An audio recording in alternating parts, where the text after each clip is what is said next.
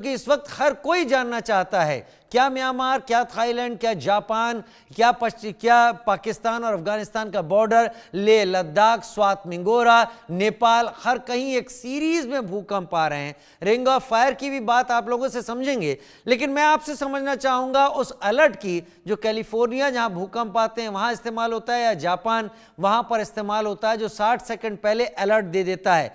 P waves यानी primary waves की हम बात कर रहे हैं, और एस वेव यानी सेकेंडरी वेव्स की, जिससे पहले प्राइमरी वेव्स को ट्रेस करके 60 सेकंड पहले ही एक अलर्ट आ जाता है। और अब भारतीय वैज्ञानिक इसरो के या एमएनआईटी के मिलकर इसको तैयार करने की कोशिश कर रहे हैं। डॉक्टर विजय कुमार जोशी, 60 सेकंड पहले का अलर्ट, अगर अर्थक्वेक की बात है तो मेरी ख्याल से मैं एक आम आदमी के तौर पर, जिसका इसके साइंस से कोई ज्यादा वास्ता नहीं पड़ा है, मैं उसे ऐसा समझता हूं कि 60 घंटे का अलर्ट है। यह बहुत बड़ा समय है एक आपदा से बचने के लिए। अगर यह तैयार होता है तो बहुत भला होगा।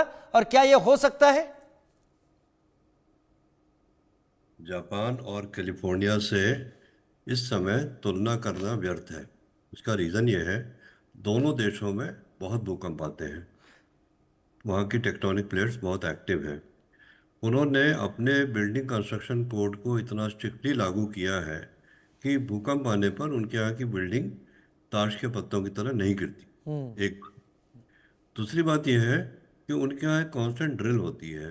मुझे ये बताया गया है कि जापान में, टोक्यो में या बड़े बड़े शहरों में जब भूकंप आता है तो 60वीं मंजिल 100वीं मंजिल पर जो लोग रह रहे हैं वो विद इन सेकेंड्स ऊपर से नीचे शूट के जरिए नीचे भेज दिए जाते हैं।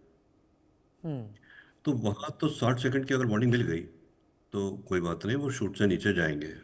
और वैसे भी यूं भी वहाँ का मोर्टेलिटी रेट बहुत कम है। हमारे भारतवर्ष में समस्या ये है, हमने ऊंचाइयां तो बहुत हासिल कर ली, हाई से हाई बिल्डिंग हम बनाए जा रहे हैं। बिल्डिंग नॉर्म्स का क्या हम स्ट्रिक्टली फॉलो कर रहे हैं, क्या ऑनेस्टली बना रहे हैं? जहाँ पर 1 सेंटीमीटर 1.5 सेंटीमीटर का सरिया होता है, वहाँ पर अगर आधे सेंटीमीटर का सरिया लगा हो, किसने चेक किया?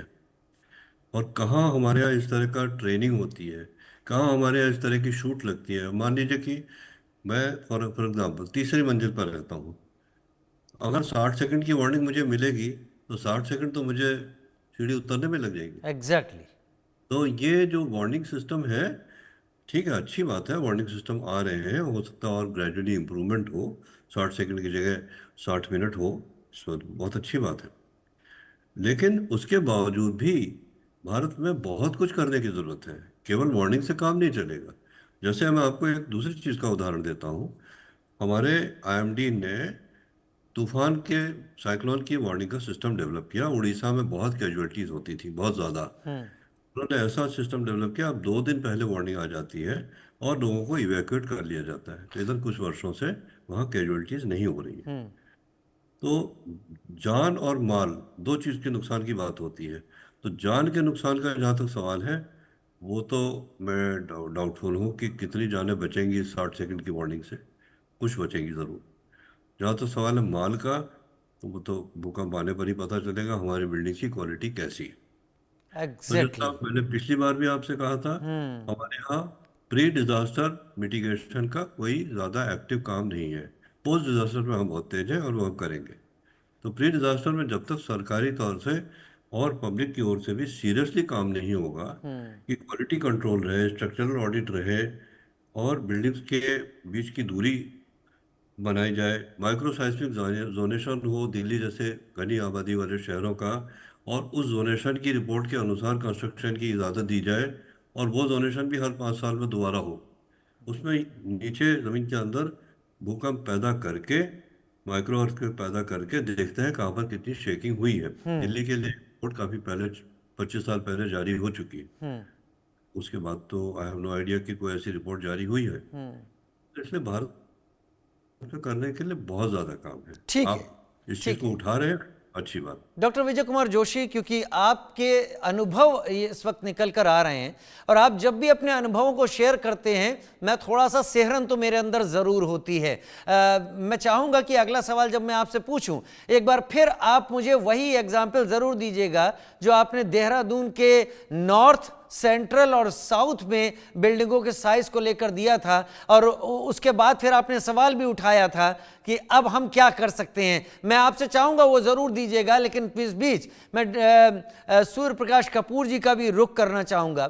सूर्य प्रकाश जी, आपने भी डॉक्टर विजय कुमार जोशी को सुना होगा, उनके ये अपने अनुभव हैं, लेकिन अगर 60 सेकंड प्री डिजास्टर का अलर्ट भी हम तैयार करने में कामयाब हो जाते हैं, 2 जगह ऐसी हैं जो इस्तेमाल कर रही हैं, हालांकि वहां भूकंप ज्यादा आते हैं, लेकिन अगर ये हमारे पास आ जाता है, जोशी जी ने भी माना कि कुछ जाने तो बचेंगी, क्या ये एक नई उम्मीद का दरवाजा खोलेगा कि आगे इसमें और रिसर्च हो और बेहतर हो, हम 60 सेकंड से 60 मिनट तक पहुंचे उन माइन्यूट डिटेल्स को स्टडी करते हुए? सूर्य प्रकाश जी,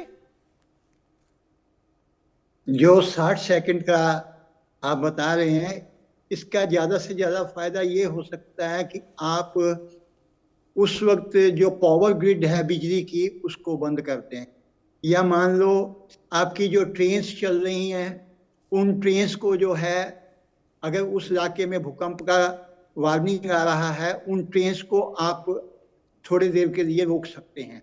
जो इंफ्रास्ट्रक्चर है उसके लिए तो 60 सेकंड जो है यूजफुल हो सकता है, मगर जो पब्लिक को 60 सेकंड के अंदर आप सोचें कि वो एकदम से निकल के आ जाएं, वो एक डिबेटेबल पॉइंट है, क्योंकि 60 सेकंड का अलर्ट जब आप देंगे किसी को तो सब लोग भाग दौड़ में आएंगे, तो ये भी चांसेस है कि किसी तरह की स्टैम्पीड भी हो सकती है। तो 60 सेकंड का जो गैप है ये बहुत ही मार्जिनल, बहुत ही कम गैप है।